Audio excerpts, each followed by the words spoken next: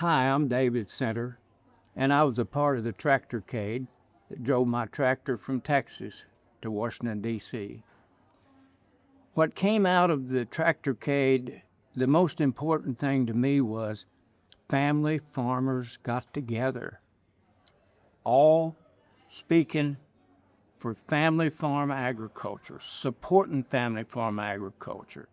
Many not in trouble of losing their farms at the time. They wanted their kids and grandkids to have the same opportunity to farm that they did. And so that was the important thing of family farmers finally figuring out they could get together and speak with one voice. Now we're in a new farm crisis with low prices. The next generation of family farmers are at risk, and we all have to figure out how to get involved and support family farmers in this struggle so that we know where our food comes from and who produces it.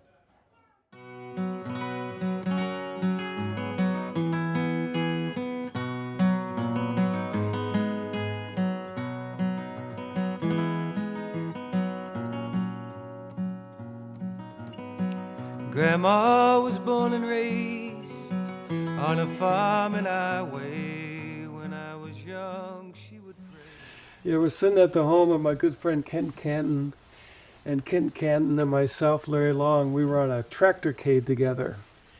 And we were on the northern part of that tractorcade that started in Minnesota. And by the time we got to Washington, D.C., it was with farmers from throughout the United States, and it was a 100-mile-long tractorcade that went into Washington, D.C. Took us 17 days to go from Milan to Washington, D.C. So I made some very, very good friends. But we're looking at many of the same problems right now. Corn is only 75 cents a bushel more than it was at that point. A lot of our inputs, fuel, seed, fertilizer, have gone up from 3 to 6 times what they were at that time. I bought a tractor shortly before the Washington trip. During the expand, grow, fence row to fence row, bought a 100-horse John Deere tractor for $12,500. Called up my John Deere dealer today. $166,000 is where that tractor will start at. So we're running into the same problems, many of the same things. The embargo back then, but now what do we have today? Well, now we have the tariffs. Tariff today, not tomorrow, twice as much the day after, who knows what next week. We have a couple of versatile tractors. My versatile dealer just told me 2 months ago that if I bought and brought a versatile across the border from Canada that day, it would be a $125,000 tariff charge. Other countries are getting tired of this tariff today, not tomorrow, maybe 3 times as much in a week, that they are going to other suppliers. I've been told that a number of the ports are full of wheat and very few ships are being loaded right now. USAID, that's completely shut down. There is no food leaving America from American farms going to people that desperately need it. You know, that tractorcade was back in 1979, and I was a farmer's troubadour at that time. And while I was there, I interviewed and photographed and documented that whole journey. And out of which at that time I produced a audio slideshow called Tractorcade USA. And I'm really excited that we finally got it digitized and now people get a chance to see it. And so both Kent and I did this together in order to share this journey with all of you. So maybe we can all learn a bit from history as we move forward to try to make this world better.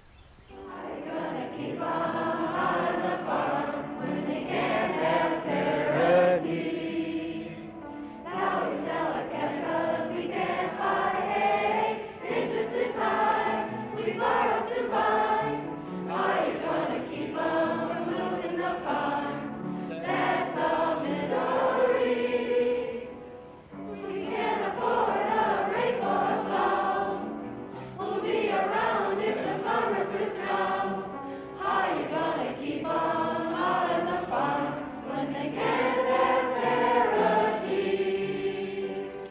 I hope you all get a chance before this is over to get in a car and drive with the traffic and see those tractors and then turn around and drive the other way on interstate.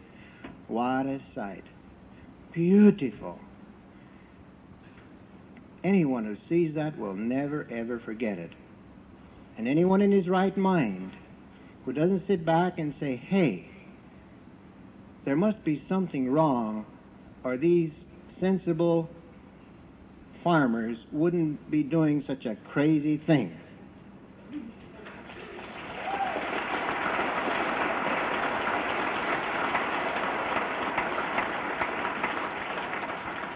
It just doesn't make sense, does it?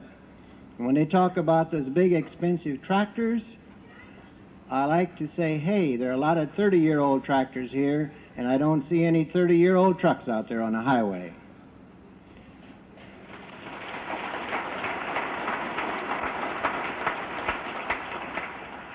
Or if you guys want to go back and use a mule team to haul your freight, we'll go and get us a team of horses to do our plowing.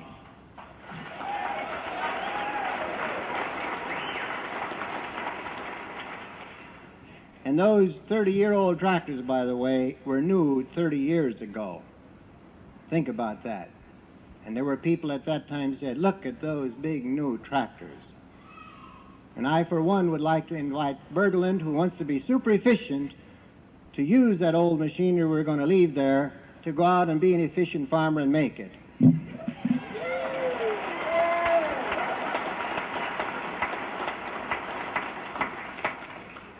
When we gathered around the state capitol in Colorado last year, Denver, and I saw the crowd out there, and I had seen the Tractorcade, I felt so good. Finally, farmers getting off of their duffs and getting the story into the city to tell our city cousins.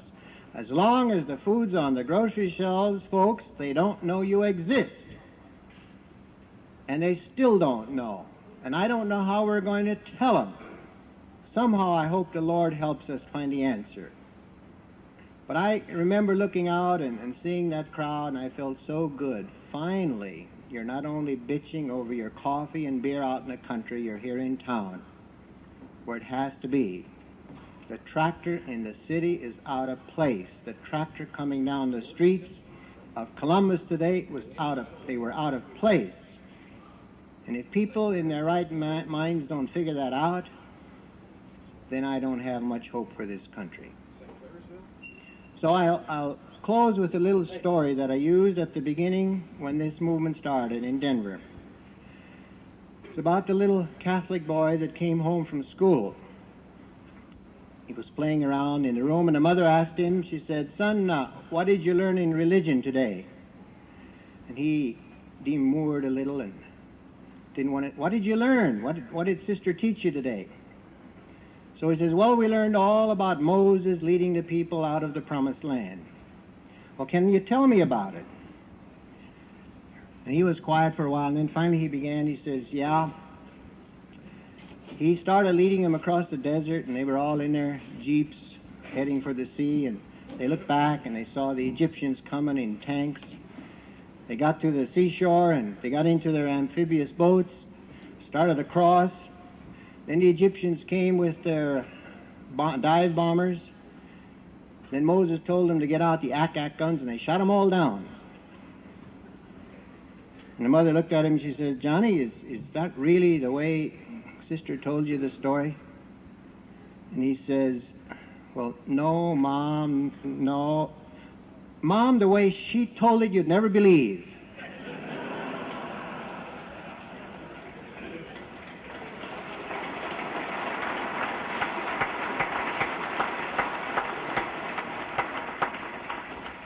Fellas, after this is over, when you go back and people ask you what all happened in Washington, I hope you can say, you'll never believe.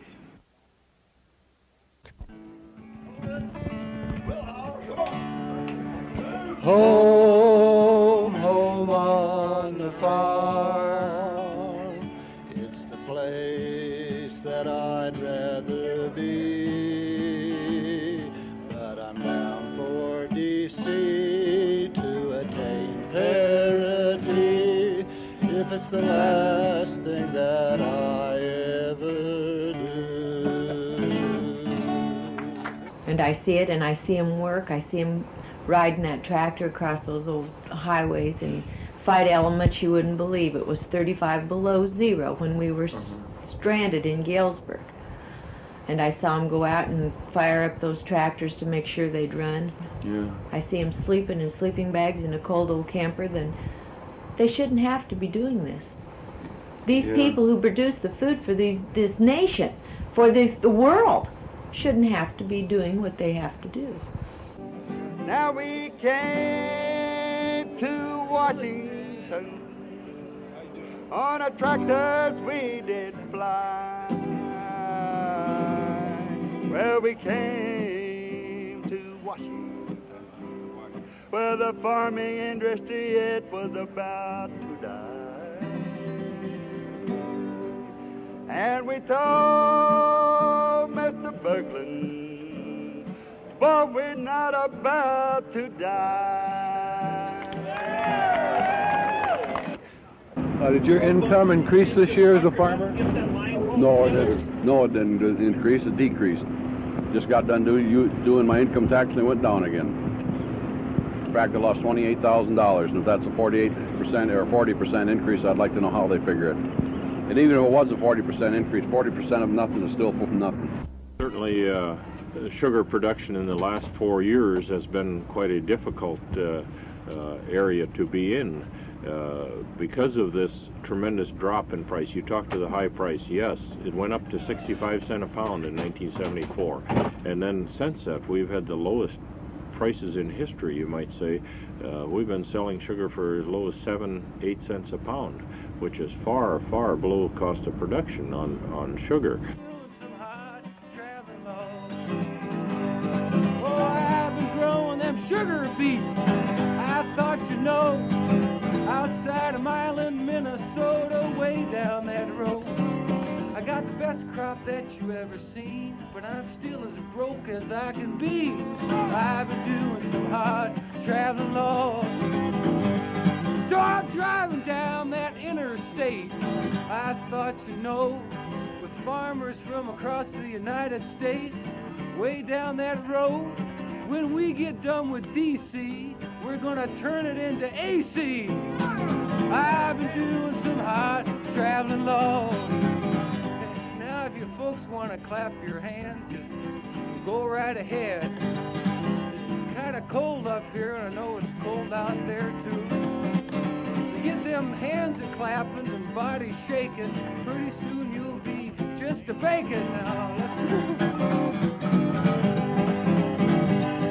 I'm fighting for my way of life. I thought you know, I miss my kids and my wife way down that road. But they said, Pa, you gotta go. We'll stay at home, do the chores. I've been doing some hard traveling, Lord. And as we go from town to town, I thought you know, people say give Berglund hell way down that road. Tell Mr. Carter just for me to give you farmers parity. I've been doing some hard traveling, Lord. You know, and as I sit here in D.C. How do you feel when you see a 20-mile-long tractorcade going by your community? I'm glad to see it, as long as they get something accomplished out of it, and I hope they do. But like last winter they had it, and it seemed like they didn't get much accomplished. But I hope they can get all they get. The more they get, more power to them, because they need it. Hey, how do you feel about the farmers coming into town with their tractors? I hope they get what they want, because I like to eat myself. I don't want them going on strike. So I hope they get everything they want, you know. Okay, so do you come from the farm or you're raised in the city? I was raised in the city, but I like country food. Yeah. That's right. Raised in the city, but I like country food. How do you feel about the farmers coming into town? Well, I tell you, the way I feel about it is, every time you turn around, they're always raising on the food, rent, and everything, you know. But yet and still, when they raise up on the food, those farmers are not getting any part of it. So I feel that they are right by coming down the way that they are coming down, so that they can be in it. See, they putting out dishing out good food and everything, but yet still they're not getting anything in return, you know. So I think they're right by coming down trying to get, you know, what belongs to them. How do you feel about the farmers coming to town and protest? I'm behind them 100%. I think that other Americans should look at the farmers and see how brave they are and just take example from it. The farmers have something they believe in and they're demonstrating. That's what I think people should do. I think it's great, and I know that small farmers are just being squeezed out and they're not being able to make it, and that's the only way they know how to make their livelihood. And you know, we should support people. They're hard working and they want to work, and yet they can't make a living. So I think we in the city should support them. Now we went to the White House to see our friend Jimmy, who sat down. Well, I went down to the White House to see Mr. Jimmy. Well, we went on our tractor and him unloaded like sea.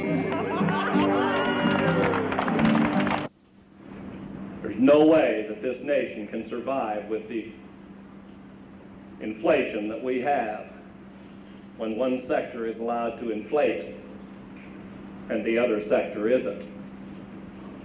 And be bold enough to put it in print that those of you in industry should try to hold it to 7, and we have a hand on agriculture and they're only going to get 1. That's you. Everybody in this community. Whether you live in town or live in the country, it's the name of the game. If the farmers leave the land, the community's going with it.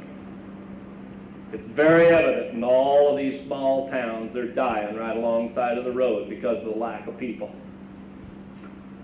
The people in the country is what made the service jobs available in the small towns.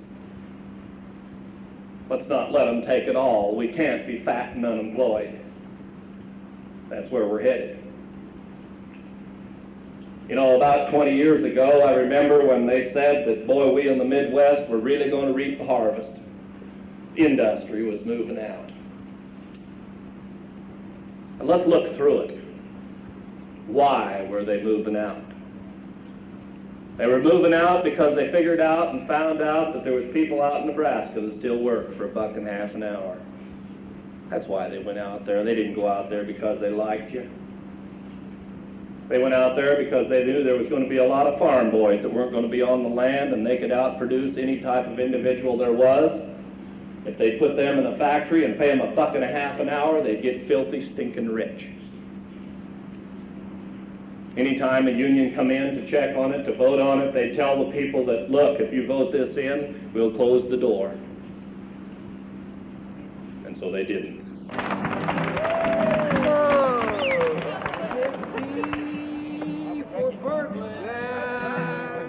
J for Jimmy. Yes, it be for Brooklyn. And J for Jimmy. And it's P for parity. And that we've got to make them see. You know, there's this old boy who went to school. And he studied and he studied and he studied. And he finally got pretty smart. And he finally ended up with a master's degree, and he studied some more and he got a PhD's degree. And he went ahead and he got so smart that he decided to just go ahead and go to school some more. So he studied some more and he had doctorate degrees in almost everything there was. And finally, you know, he was so smart he got to playing this game with people. He would ask them a question, and if they couldn't answer the question, they'd have to pay him $100. And then vice versa, they could ask him a question, and if he couldn't answer, he'd have to pay them $100. But because of the fact that he was so smart, he always won. So one day he was out on a little trip, and he had his airplane ticket. He was getting ready to get on the airplane. He went back, and it just so happened that he sat down beside an old farmer. He looked this old boy over, you know, and he could see, now, this guy ain't very smart, and he's going to be a pretty easy victim. So he began to explain to him how this game worked and asked this old farmer if he'd like to play. That old farmer thought about it quite a while. He says, yeah, he says, I guess I could play with you, but he says there'd have to be two conditions. So the boy said, well, what would that be? He says, well, first off, he says, I'd have to have some odds. I'd want something like 2-to-1 odds. In other words, if you asked me a question and I couldn't answer, I'd pay you 50. But if I asked you one and you couldn't answer, you'd have to pay 100. Because I've never been to school. I just barely got out of high school. So the boy thought about that. He said, that'd be all right. He says, what's the other condition? His old farmer says, well, I'd have to be allowed to ask the first question. And old boy thought about that. That sounded all right, too, so the game was on. So he says, go ahead, told his farmer. He says, ask your first question then. So farmer thought about it quite a while, and pretty soon he says, all right. He says, what's red, and what's white, and what's blue? It's got 2 wings on it, and it flies upside down. And every time it lands right on its nose. Well, this old boy thought, and he thought, and he thought. And he couldn't think of it, and pretty soon, it made him about half mad. So pretty soon he says, well, I don't know what it is. What is it? So farmer says, I don't know either. Here's your 50. Give me 100.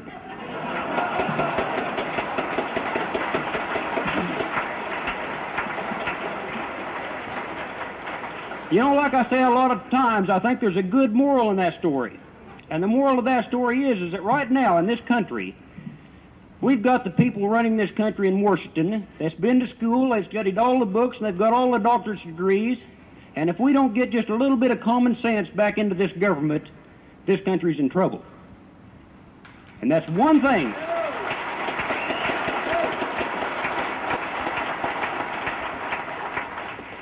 One thing we have to do with this movement.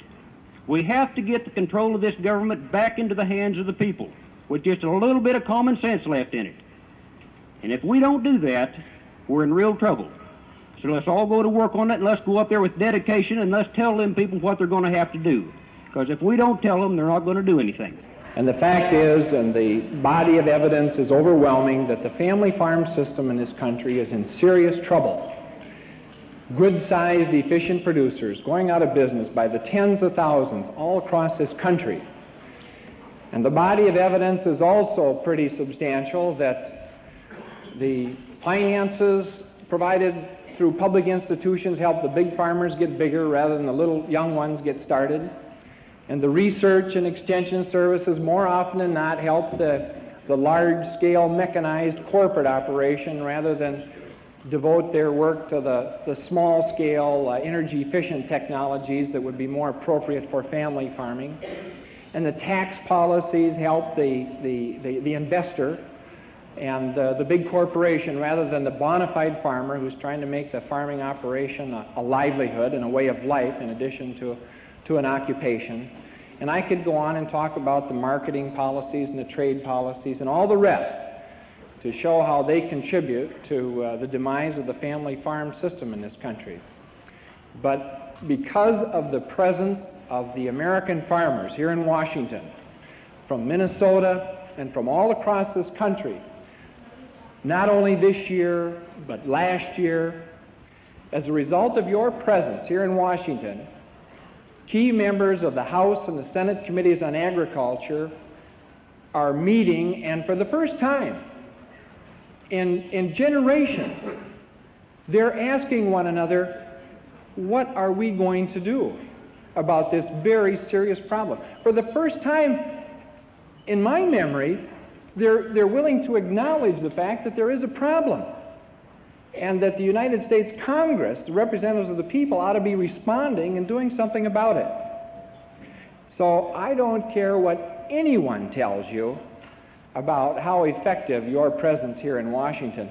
I know for a fact that because of your presence here in Washington, that the House Committee on Agriculture is deliberating and trying to find some solutions to your problems.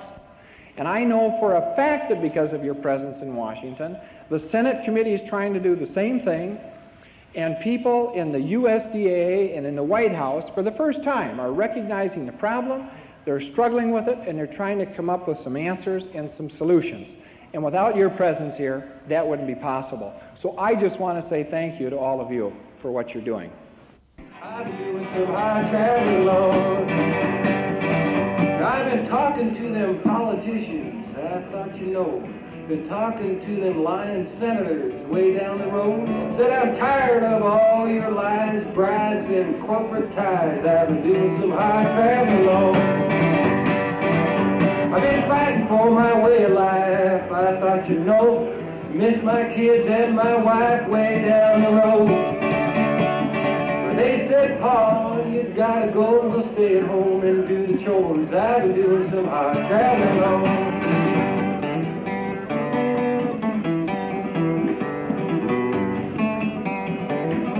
Guitar!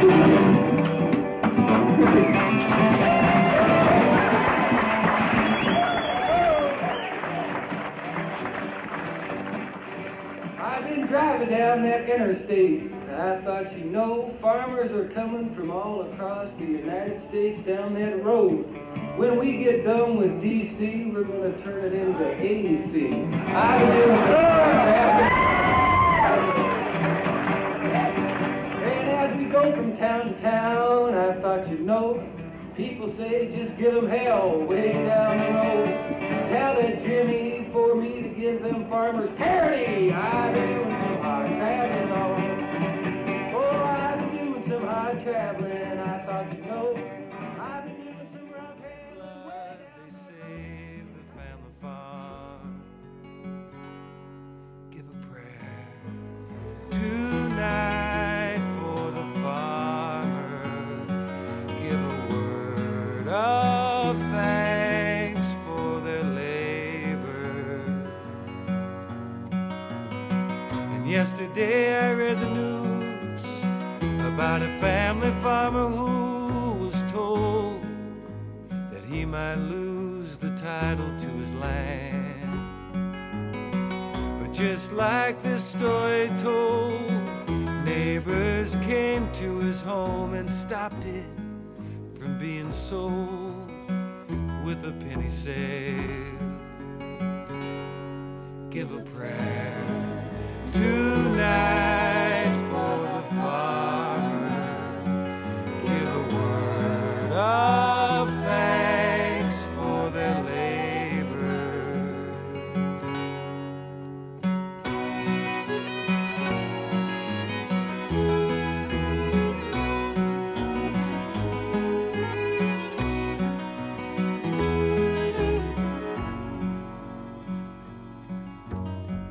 When I laid the paper down, thoughts of Grandma circled round, filled me with that peaceful sound of her voice again. Give a prayer to